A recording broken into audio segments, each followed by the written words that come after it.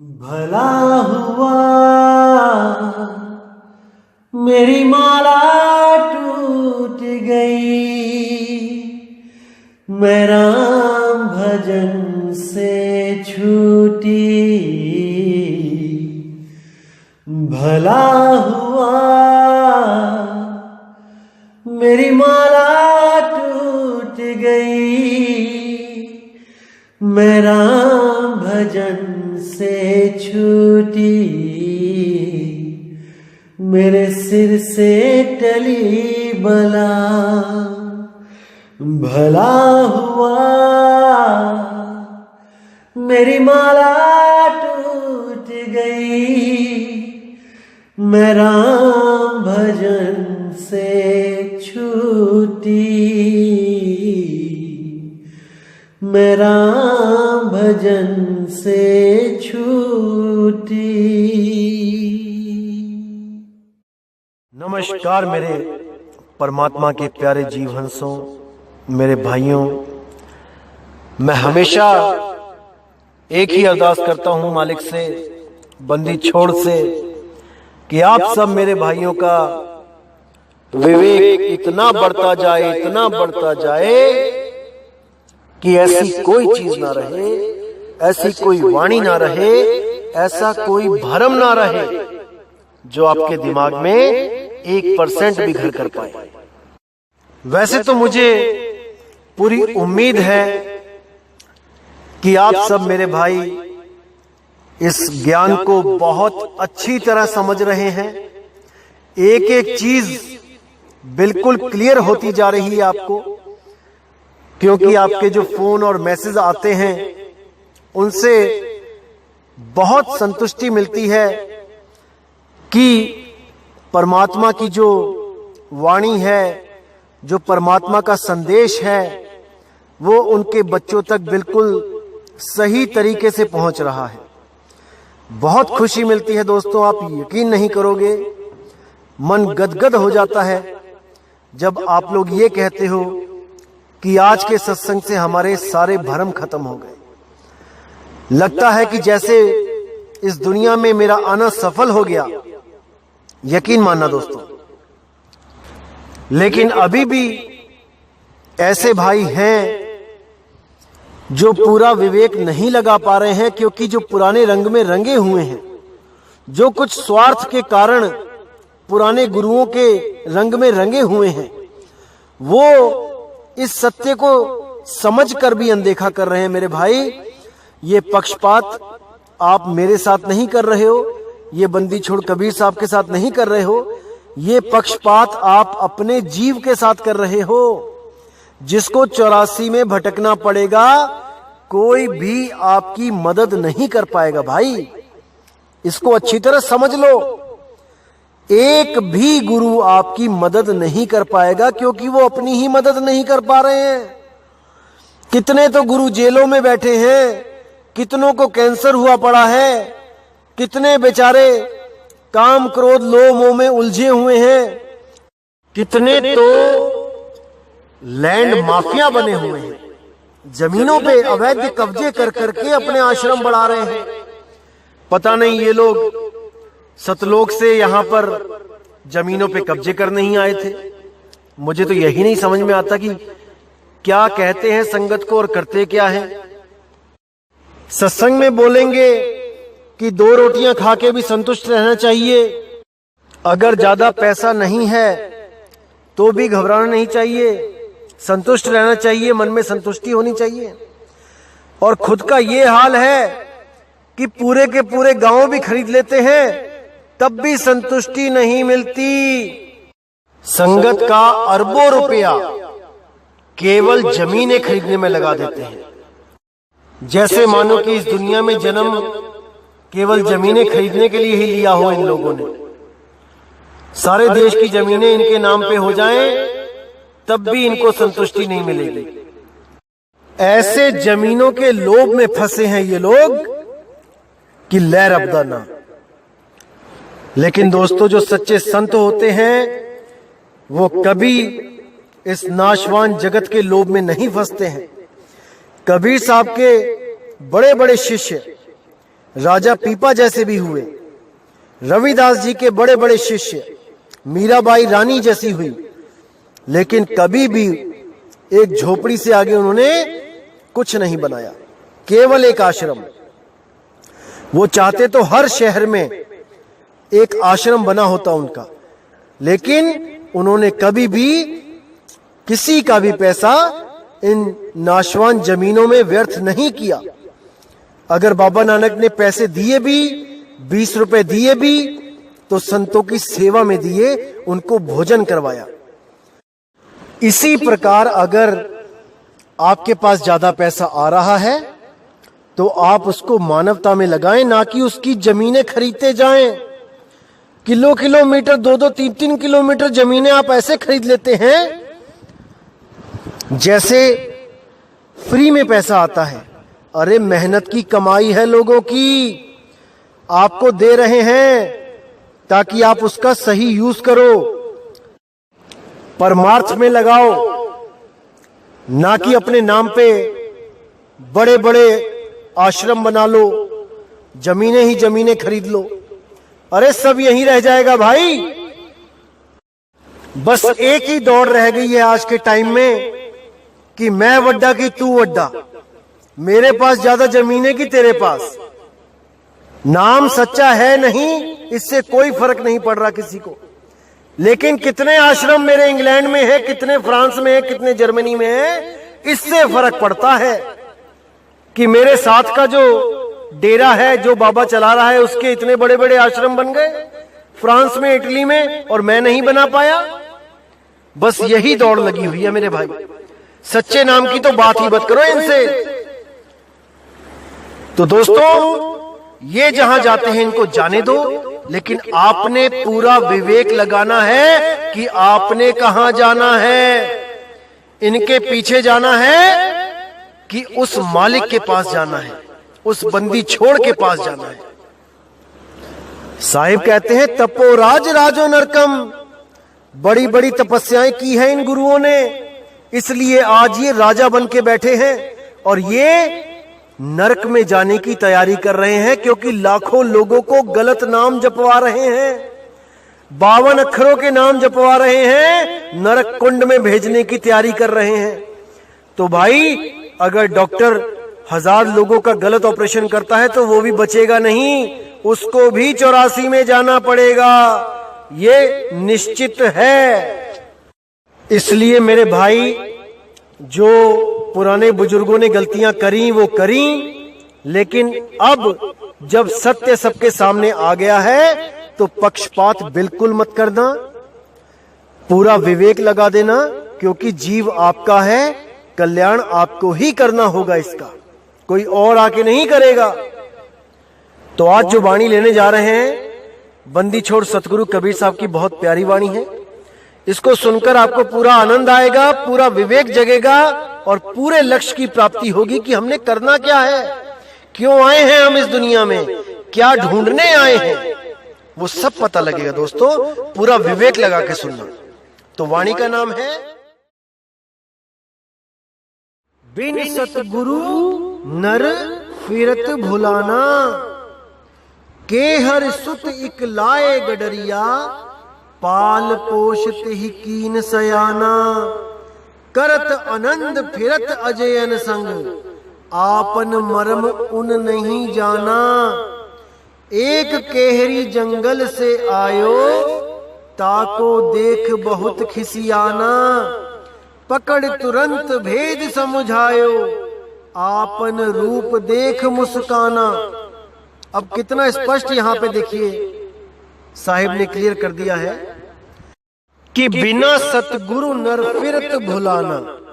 बिना सतगुरु के ये नर, ये आदमी, ये इंसान, ये भरमता ही रहेगा, भटकता ही रहेगा, क्योंकि बिना सतगुरु के इसको सत्य का पता लग ही नहीं सकता, क्योंकि सत्य इन खुली आंखों से नहीं दिखाई देता, इसीलिए उसको ढूंढ कोई नहीं पाता। और जो इन खुली आंखों से दिखाई देता है वो जड़वत माया है, जो हमेशा बदलती रहती है। इसलिए उसको एक भेदी सतगुरु की जरूरत पड़ती ही पड़ती है, जो उसको वो भेद बताता है जो इन खुली आंखों से दिखाई नहीं देता है। और वो भेद कोई आम इंसान नहीं बताता है कि कोई भी आदमी सतगुरु बन के बैठ गया, भेद बताने लग गया। नहीं मेरे भाई, वो केवल और केवल बंदी छोड़ परमात्मा ही आके बताता है, और किसी में इतना सामर्थ्य नहीं कि वो इस भेद को बता सके। केवल वही बंदी छोड़ आता है बताने, और वो किसी खोजी संत को, जो दिल का बिल्कुल साफ हो, जिसमें कोई कपट ना हो, जिसको माया बिल्कुल विचलित ना कर पाए, ऐसे संत को आकर मिलता है जो बिल्कुल पाक शुद्ध होता है।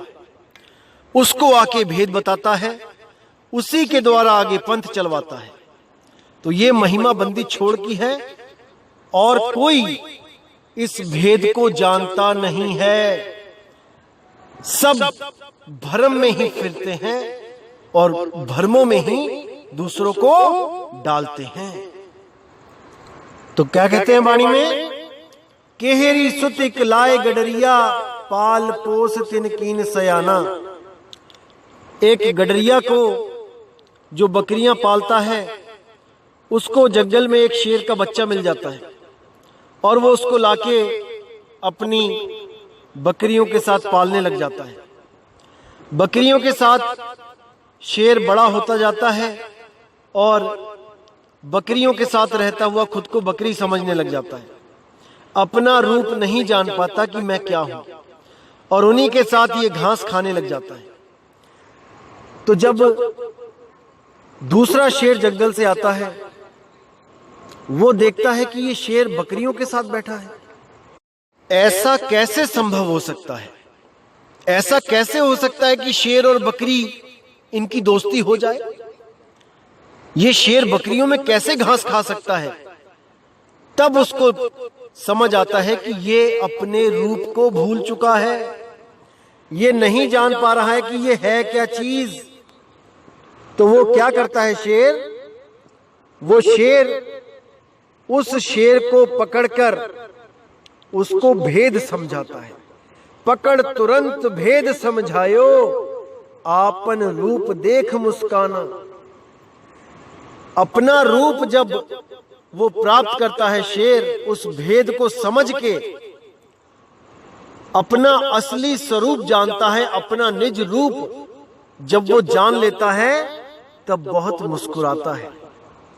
तब उसको समझ में आता है, ओहो ये है मेरा असली स्वरूप, और मैं बकरियों के साथ घास खा रहा था।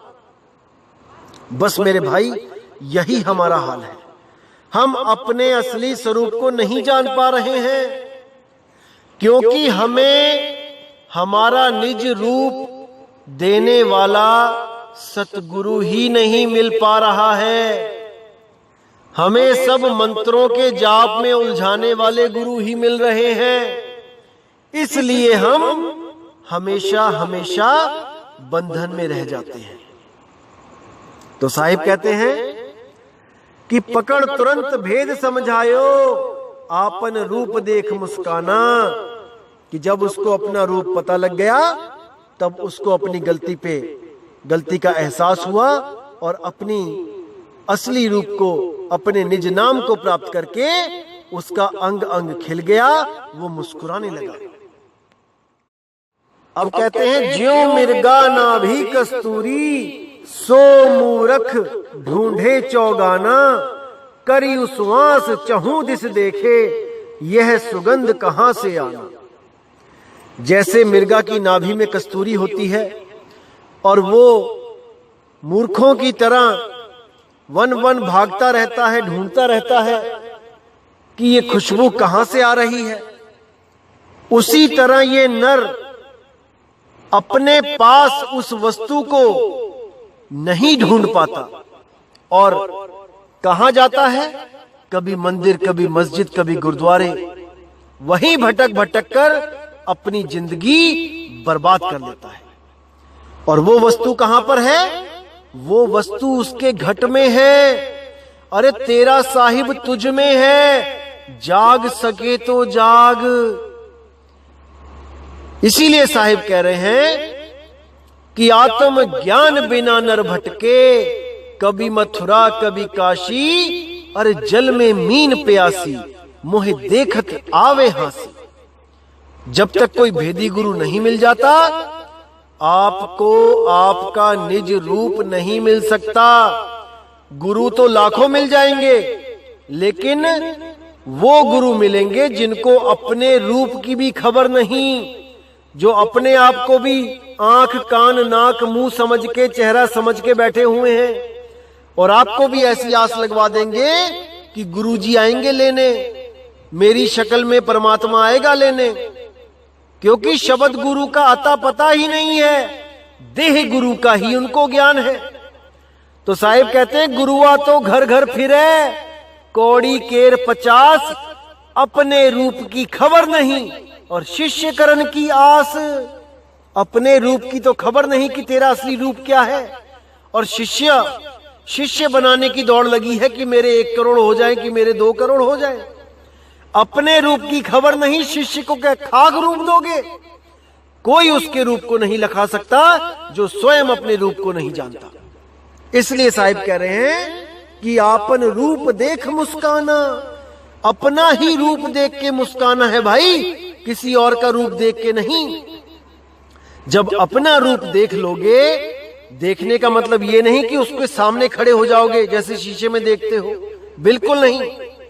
अपने आप को जान लोगे, अपने आप को पहचान लोगे, तब आपको समझ आएगा कि मुझसे भिन्न कुछ नहीं है, जो कुछ है वो मैं ही हूं, वो मैं ही हूं।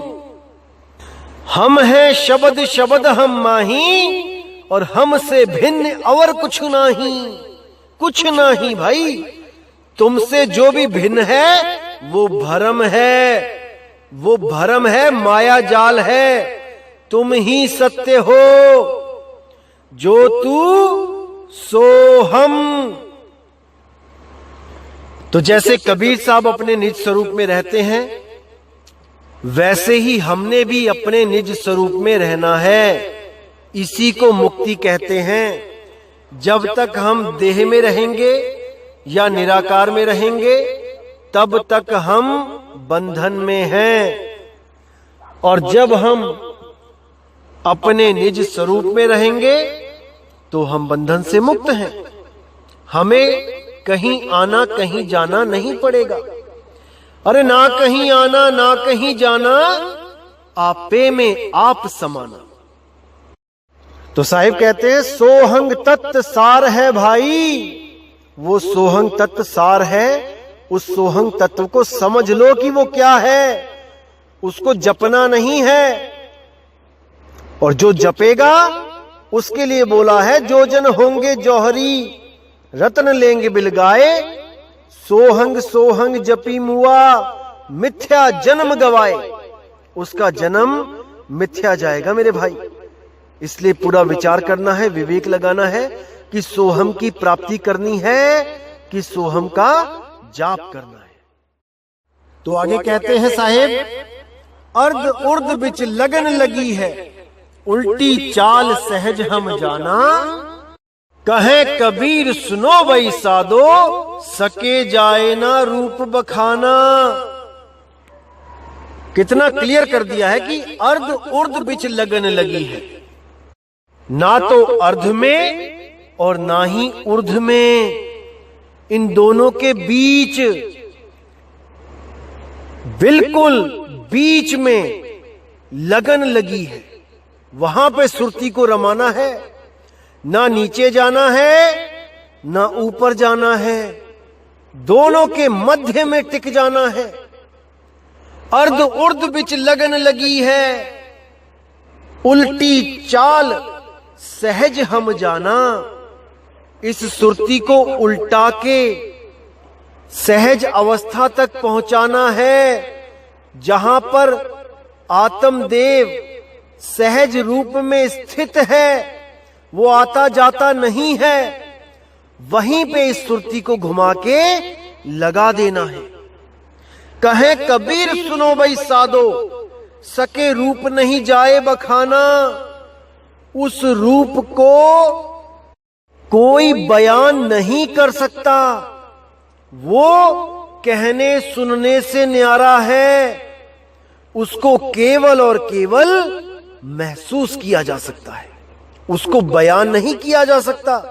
कि कोई पूछे कि कैसा अनुभव होता है, कोई नहीं बता सकता उसको, केवल और केवल उसको महसूस किया जा सकता है। लेकिन मेरे भाइयों, आजकल के समय में एक से एक जो गुरु बैठे हैं, जो आपको पूरा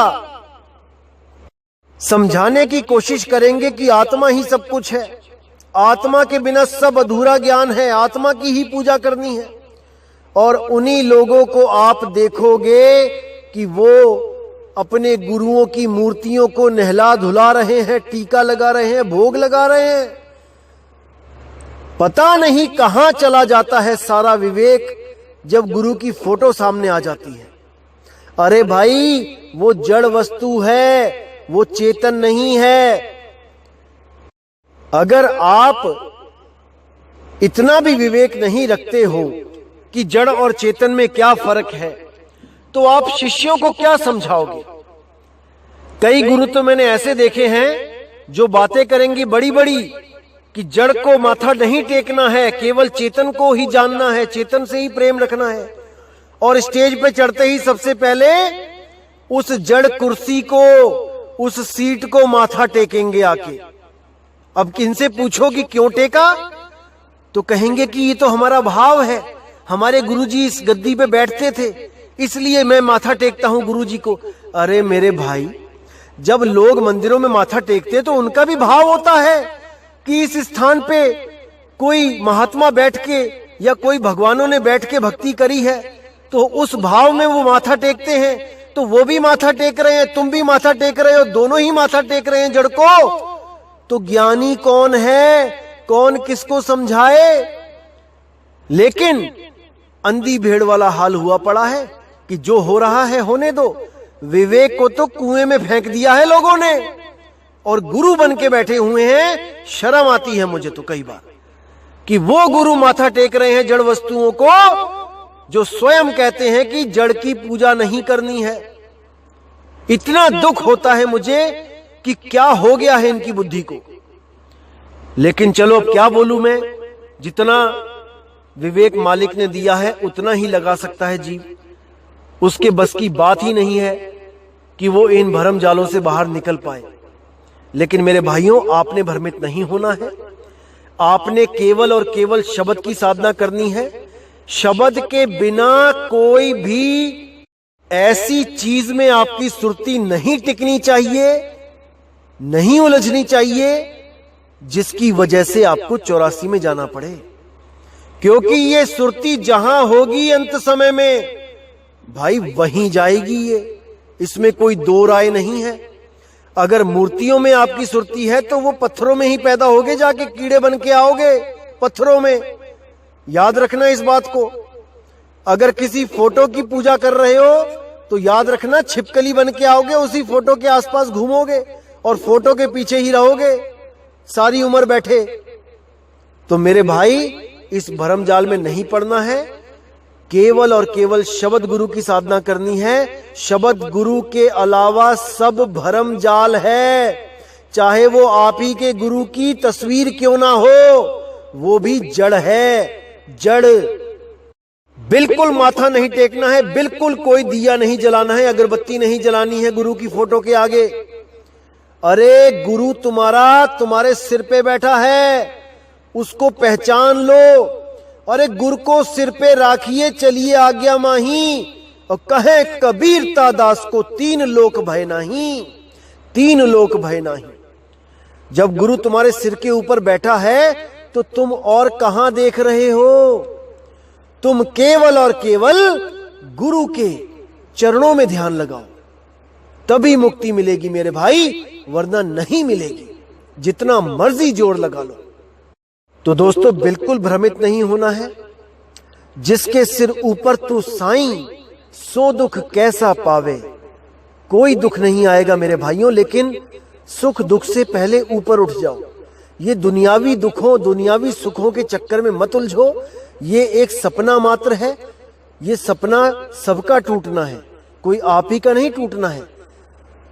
बुद्धिमान वो है जो इस सपने के टूटने से पहले अपने असली घर को पहुंच जाए, वही है बुद्धिमान। और जो इस सपने में ही अमीर होना चाहता है, करोड़पति होना चाहता है, सुखी होना चाहता है, उसकी आस इसी सपने में लग जाएगी और दोबारा इसी सपने में आना पड़ेगा। मेरे भाई, जिस कैदी को फांसी होने वाली होती है वो जेल में अपनी सुख सुविधाएं नहीं ढूंढता है कि मुझे अच्छे कपड़े दिए जाएं, मुझे अच्छा खाना दिया जाए। वो तो बस एक ही अरदास करता है, मुझे यहां से जाने दिया जाए, मुझे यहां से निकाला जाए, चाहे मुझे भूखा ही क्यों ना रख लो 10 दिन, लेकिन मुझे यहां से निकाल दो। इसी तरह हमने इस दुनिया से निकलने के अलावा और कुछ नहीं मांगना है, कुछ नहीं मांगना है।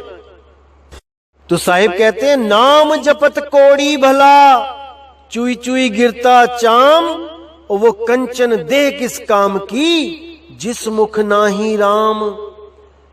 साहिब कह रहे, कोड़ी भी, अगर कोड़ भी हो जाए आपको और आपके पास सच्चा नाम है, तब भी आप सस्ते में छूट रहे हो। अगर किसी को कैंसर हो जाए और किसी को कोढ़ हो जाए, तो याद रखना दोस्तों, कैंसर वाले आदमी को तो बाकी लोग हाथ भी लगा लेंगे, उसको प्यार भी कर लेंगे, उसको किस भी कर लेंगे, लेकिन कोढ़ी को तो हाथ लगाने से भी दूर रहेंगे। इतना बुरा रोग है। कैंसर छोड़ो, बहुत छोटा है कोढ़ के सामने। तो साहिब कहते हैं, कोढ़ी भी भला है जो नाम जप रहा है। नाम जपत कोढ़ी भला, चुई चुई गिरता चाम, उसकी चमड़ी भी गिर रही है तब भी सस्ते में छूट रहा है। वो भी कुछ ना मांगे, केवल और केवल सच्चा नाम मांगे, ताकि इस जन्म में जो उसने कर्म भोगने हैं उसको भोग के वो हमेशा के लिए यहां से मुक्त हो जाए। लेकिन बंदी छोड़ की ये दया रहती है कि अपने बच्चों को कम से कम कष्ट भुगवाता है और दुख बहुत कम कर देता है, ताकि वो भक्ति भी कर सके और अपने कष्ट भोग भी सके, अपने कर्मों का हिसाब किताब भी दे सके। इसलिए कभी भी दुनियावी वस्तु नहीं मांगनी है, केवल और केवल मुक्ति मांगनी है। बाकी जो आपके लिए अच्छा होगा बंदी छोड़ अपने आप देंगे, बिना मांगे देंगे। अरे बिन मांगे मोती मिले, मांगे मिले ना भीख, और मांगन से मरना भला, यह सतगुरु की सीख, यह सतगुरु की सीख। इसीलिए गुरबाणी में बोला गया, बिन बोलिया सब किछ जानदा, किस आगे कीजे अरदास। अरे किसके आगे अरदास करना चाहते हो भाई, क्या मांगना चाहते हो, वो सब जानता है तुम्हें क्या चाहिए क्या नहीं चाहिए। बस तुम इंतजार करो उस दाता की दात का, उसका नाम लो, उसको याद करो, जो तुम्हारे लिए अच्छा है वो तुम्हें जरूर देगा। उसके घर में कोई कमी नहीं है। लेकिन फिर भी हमें केवल और केवल मुक्ति चाहिए और कुछ नहीं, कुछ नहीं। जिस दिन आपके दिमाग में ये चीज आ जाएगी, उस दिन आप भी सुख दुख से ऊपर उठ के केवल आनंद में रहना सीख लोगे मेरे भाई। तो दोस्तों, अब मुझे विदा दीजिए और बहुत ही जल्दी एक नया सत्संग लेके मैं आऊंगा और मैं पूरी कोशिश करूंगा कि आपको हर चीज में क्लियर कर सकूं, हर चीज आपको बता सकूं, ताकि आपका जो रास्ता है बिल्कुल सीधा हो जाए, साफ हो जाए, कोई भ्रम आपके दिमाग में ना जा सके जो आपकी भक्ति को कमजोर करे, मैं कभी नहीं चाहूंगा। तो इसी के साथ दोस्तों मुझे विदा दीजिए। जय गुरु बंदी छोड़ वैराग साहिब जी, जय गुरु बंदी छोड़ साधु शरण साहिब जी, जय गुरु बंदी छोड़ मदन साहिब जी, मेरे बाबा नानक जी, जय जय सतगुरु बंदी छोड़ सतगुरु सत्य कबीर साहिब जी की सदा ही जय हो, सदा ही जय हो मेरे मालिक की साहिब बंदगी सतनाम।